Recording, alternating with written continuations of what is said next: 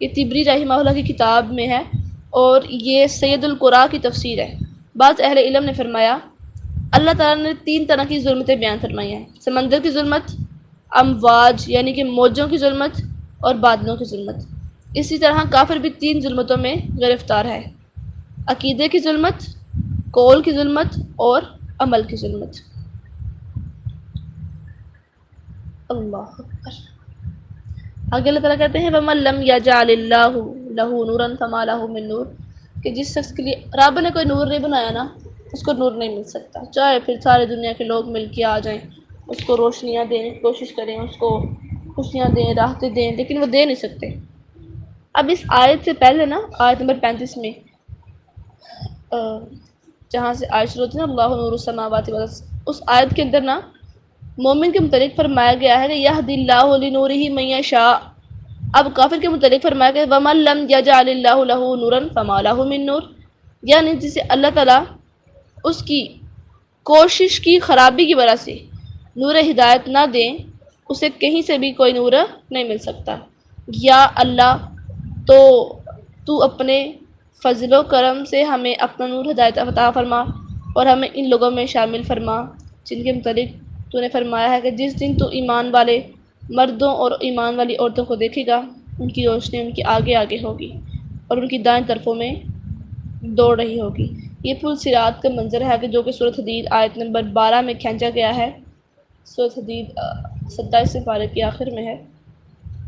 تو وہاں پر جو ہے نا جب انسان کو نامہ اعمال اس کا ملے گا، نیک اعمال ملیں گے، تو وہ کیا ہوگا کہ اللہ تعالیٰ ان کو ان کے نامہ اعمال عطا کریں گے اور بہت گٹا ٹوپ اندھیرا ہوگا، اور اس اندھیرے کے اندر ان کا جو نیکیوں بھرا اعمال نامہ ہوگا وہ روشن ہوگا، اور پھر اس گٹا ٹوپ اندھیرے میں ان کو راہ دکھائے گا۔ تو اللہ تعالیٰ کہتے ہیں سورۃ حدید میں کہ جس دن تو ایمان والے مردوں اور ایمان والی عورتوں کو دیکھے گا نا کہ ان کی روشنی ان کے آگے آگے ہے اور ان کی دائیں طرف دوڑ رہی ہے، تو بڑے مطمئن، بڑے آرام سکون میں ہوں گے۔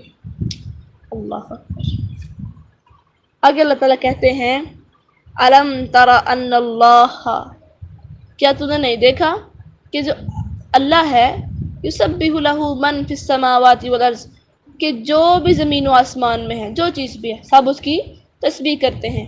والطیر صافات، اور پرندے پر پھیلائے ہوئے، کل ہر ایک چیز، قد علم صلاتہ و تسبیحہ، ہر چیز نے یقیناً اپنی نماز اور اپنی تسبیح کو جان لیا ہے۔ واللہ علیم بما یفعلون، اور اللہ اسے خوب جاننے والا ہے جو وہ کرتے ہیں۔ اب اس پہلی آیت میں یہ بتایا، یعنی کہ جو آیت نمبر 41 ہے نا، اس آیت کے پہلے حصے میں اللہ تعالیٰ فرماتے ہیں کہ آسمانوں اور زمین کو حصی اور معنوی نور سے روشن کرنے والا اللہ تعالیٰ ہی ہے، ساتھ ہی مومنوں کے دلوں کے نور ایمان سے منور ہونے اور کفار کے دلوں کی تاریکیوں میں غوطے کھانے کی مثالیں بیان فرمائی۔ اب آسمانوں اور زمین میں پھیلے ہوئے اس نور یعنی کہ توحید کی طرف رہنمائی کرنے والے چند دلائل بیان فرمائے، یعنی کیا تمہیں معلوم نہیں کہ زمین و آسمان میں جو بھی موجود ہیں، یعنی جن، انسان، فرشتے، جانور، اڑتے ہوئے پرندے، حتیٰ کہ نباتات، جمادات، سب شہادت دیتے ہیں کہ ہمیں پیدا کرنے والا اور ساری کائنات کو کسی خرابی کے بغیر نہایت حسن و خوبی سے چلانے والا، ہر نقص اور ہر شریک سے پاک وہ کون ہے؟ تو اللہ تعالیٰ ہے۔ تو جب ہر چیز اللہ کی تسبیح بیان کرتی ہے تو انسان پر تو سب سے بڑھ کر اس کی تسبیح کرنا، اس کی حمد کرنا، اس کی تحلیل کرنا اور اس کی توحید کی گواہی دینا لازم ہے۔ کائنات کی ہر چیز کی یہ تسبیح زبان حال ہی سے نہیں، زبان قول سے، یعنی کہ بول کر بھی جو ہے نا وہ جو اس کی تفسیر کرتے ہیں، یعنی کہ وہ اپنے اعمال سے، اپنے افعال سے، اپنے اقوال سے تسبیح اللہ تعالیٰ کی کر رہے ہوتے ہیں۔ اور اللہ تعالیٰ نے اس چیز کی جو نا وضاحتیں فرمائی ہیں تفصیلاً سورۃ رعد کے اندر بھی، آیت نمبر 13 کے اندر بھی، اور سورۃ بنی اسرائیل آیت نمبر 44 کے اندر بھی اللہ تعالیٰ بیان فرماتے ہیں کہ جو پوری کائنات میں جو چیز ہے، جو بھی مخلوقات ہے، وہ ساری ساری اپنے پروردگار، اپنے پیدا کرنے والے اللہ کی عبادت کرتی ہیں۔ اب یہاں پر کیا ہے کہ انہوں نے کل قد علم صلاتہ و تسبیحہ، یعنی ان کی یہ تسبیح بے سوچے سمجھے نہیں ہے، بلکہ سمجھ کر اور علم کی بنا پر ہے جو اللہ تعالیٰ نے ان کو سکھایا ہوا ہے۔ کبھی دیکھا ہے آپ نے کہ صبح صبح پرندے چونچنا کر رہے ہوتے ہیں، چہک رہے ہوتے ہیں، ہمیں ان کی آوازیں بڑی پیاری لگ رہی ہوتی ہیں، اور اگر آپ کسی دن چھت پہ جا کر صبح صبح فیل کریں نا یہ دعا، یہ ذکر اذکار کرتے ہوئے کہ یا ربی لک الحمد کما ینبغی لی جلال وجہک وعظیم سلطانک، یہ بڑا پیارا وظیفہ ہے، بڑی پیاری دعا ہے۔ اپنے رب سے اگر محبت جتانی ہے نا تو یہ دعا پڑھ لینی چاہیے۔ حدیث میں آتا ہے کہ جو انسان ایک دفعہ دعا پڑھتا ہے نا، فرشتوں کی دوڑیں لگ جاتی ہیں آسمان سے کہ میں بھاگ جاؤں، میں لے آؤں یہ بندہ دعا پڑھا، اور سب سے پہلے اس بندے کی دعا کو میں اپنے رب کے آگے پیش کروں کہ اللہ تیرے اس بندے نے تیری اتنی پیاری حمد، تیری اتنی پیاری تسبیح کی ہے، تیری اتنی پیاری ثنا کی ہے، تیری اتنی پیاری تعریف کی ہے، تو اللہ میں تیرے آگے اس بندے کی تعریف کو پیش کرنے لے آیا۔ اللہ اکبر۔ آگے اللہ تعالیٰ کہتے ہیں وَلِلَّهِ مُلْكُ السَّمَاوَاتِ وَالْأَرْضِ، اللہ تعالیٰ بہت جواب دے رہے ہیں، اللہ ہی کے لیے ہے ساری کی ساری بادشاہت، ساری کی ساری جو بادشاہی ہے وہ کس کی ہے؟ اللہ ہی کی ہے۔ ملک السماواتی، بادشاہی آسمانوں کی، والارض اور زمین کی، وَإِلَى اللَّهِ الْمَصِيرُ، اور سب کو اللہ کی طرف لوٹ کر جانا ہے۔ علم ترى، اب یہاں پر نا یہ جو علم ترى یہ اللہ کے نبی کو نا مخاطب کیا جا رہا ہے کہ اے پیغمبر کیا آپ نے نہیں دیکھا؟ اس کے ساتھ امت محمدیہ پوری کی پوری جو امت محمدی جو قرآن پڑھتا ہے اس کے لیے مخاطب ہے کہ تخاطب اس کے ساتھ ہو رہا ہے۔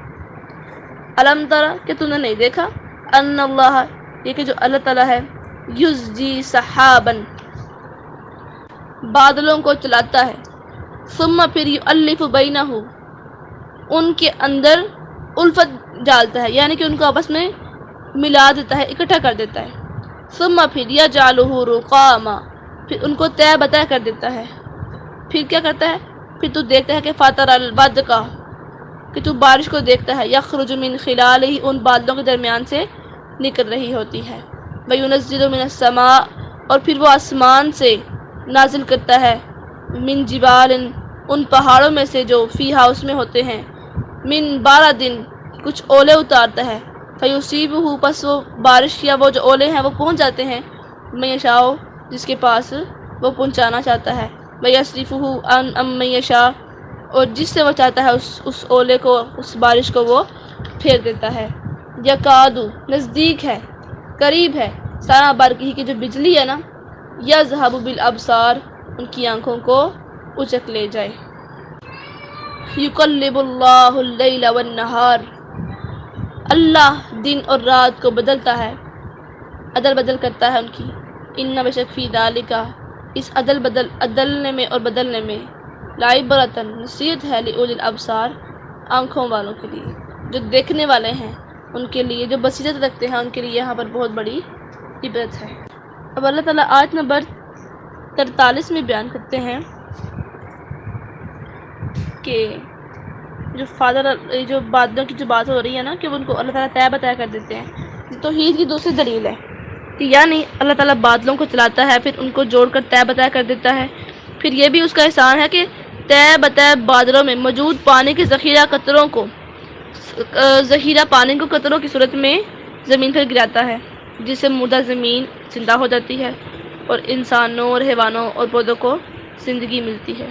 اگر وہ سینکڑوں ہزاروں مربع میل میں پھیلے ہوئے بادلوں کا کروڑوں اربوں ٹن پانی ایک ہی وقت میں زمین پر گرا دے تو نہ کوئی جاندار اس بوجھ کو برداشت کر سکے، نہ کوئی پودا اور نہ کوئی مکان باقی رہ جائے جس میں کوئی شخص سکونت اختیار کر سکے۔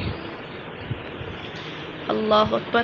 آگے اللہ تعالیٰ کہتے ہیں فیہا من بارد فیصیب بہ من یشاء، ابھی جو بارد ہے نا، اولے زمین سے جیسے جیسے بلندی کی طرف جائیں ٹھنڈک بڑھتی چل جاتی ہے، اور بعض اوقات اللہ کے کرم سے بادل برف کی پہاڑوں کی صورت اختیار کر جاتے ہیں۔ ابھی اللہ کا فضل ہے کہ برف کے ان پہاڑوں میں سے تودوں کی شکل میں برف گرانے کی بجائے وہ اسے اولوں کی شکل میں گراتا ہے۔ تودے کہتے ہیں جو بہت بڑے بڑے پتھر نما برف کے جو ہوتے ہیں نا وہ پتھر ہوتے ہیں۔ اب جس سے اولوں کی شکل میں انسان کا جو کم از کم نقصان ہوتا ہے، اور یہ بھی اس کی قدرت کا ثبوت ہے کہ وہی سمندر ہے، وہی صورت ہے کہ جس کی تپش سے پانی بخارات بن کر اٹھتا ہے، وہی زمین ہے جس پر برستا ہے۔ زمین کے ہر خطے کا سمندر سے اتنا ہی فاصلہ ہے جتنا پہلے تھا۔ پہاڑ جن سے ٹکرا کر سائنسدان بارش برسنے کا ذکر کرتے ہیں، وہ بھی اسی جگہ ہیں۔ سارے اسباب یکساں ہونے کے باوجود ہمیشہ ہر جگہ ایک جیسی نہ بارش ہوتی ہے اور نہ ہی اولے پڑتے ہیں۔ کسی جگہ اگر کبھی خوشحالی لانے والی بارش ہے تو کبھی وہاں قحط سالی کرنے والی خشکی بھی ہے، کبھی غرق کر دینے والا سیلاب ہے اور کبھی اولوں کی صورت میں تباہی اور بربادی ہے۔ یہ سب کچھ کس کے اختیار میں ہے؟ یہ سب کچھ اللہ مالک الملک کی توحید اور اس کی قدرت اور اس کے اختیار کی دلیل ہے۔ اب اس آیت کے اندر کہا گیا کہ اس آیت میں اللہ تعالیٰ نے اپنے اختیار کا ذکر فرمایا کہ وہ ان اولوں کو جس پر برسانا چاہتا ہے برسا دیتا ہے اور جس سے ہٹانا چاہتا ہے اسے ہٹا دیتا ہے۔ محکمہ موسمیات کے اندازے درے کے درے رہ جاتے ہیں۔ اب آگے آتا ہے یکاد سنا برقہ یذھب بالابصار، کہ وہ جو بجلی ہے ان کی نگاہوں کو اچک لے جاتی ہے۔ یہ جملہ اس جملے کی طرح ہے کہ یکاد البرق یخطف ابصارہم، جو بقرہ کے اندر آتا ہے کہ جو بجلی ہے نزدیک ہے کہ ان کی آنکھوں کو اچک لے جائے۔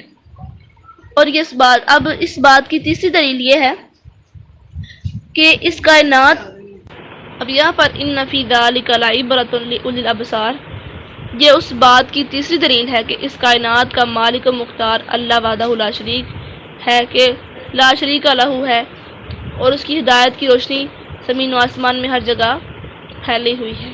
چنانچہ فرمایا اللہ تعالیٰ دن رات کو بدلتا رہتا ہے، نہ ہمیشہ دن رہتا ہے نہ رات رہتی ہے، پھر کبھی رات چھوٹی ہوتی ہے اور کبھی دن چھوٹا ہوتا ہے۔ واضح رہے کہ زمین پر زندہ رہنے کے جتنے بھی اسباب موجود ہیں، رات دن کی اسی الٹ پھیر کی بدولت ہیں۔ اگر ہمیشہ رات رہتی یا ہمیشہ ہی دن رہتا تو کوئی چیز کا پیدا نہ ہو سکتی۔ توحید جو ہے نا انسانی زندگی کی اساس ہے، بنیاد ہے، اور انسان توحید پر ہی پیدا ہوتا ہے۔ فطرت اسلام انسان کی توحید ہی ہے۔ حدیث میں آتا ہے کل مولود یولد علی فطرت الاسلام، کہ ہر بچہ فطرت اسلام پر پیدا ہوتا ہے۔ اور فطرت اسلام کیا ہے؟ توحید ہے۔ انسان کا کہیں نہ کہیں ضمیر اسے کیا رہتا ہے، کوئی نہ کوئی ہے جو اس دنیا کو، اس کائنات کے نظام کو بڑے منظم طریقے سے چلا رہا ہے۔ اللہ اکبر۔ سبحان ربک رب العزت عما یصفون وسلام علی المرسلین والحمد للہ رب العالمین۔ السلام علیکم ورحمۃ اللہ وبرکاتہ۔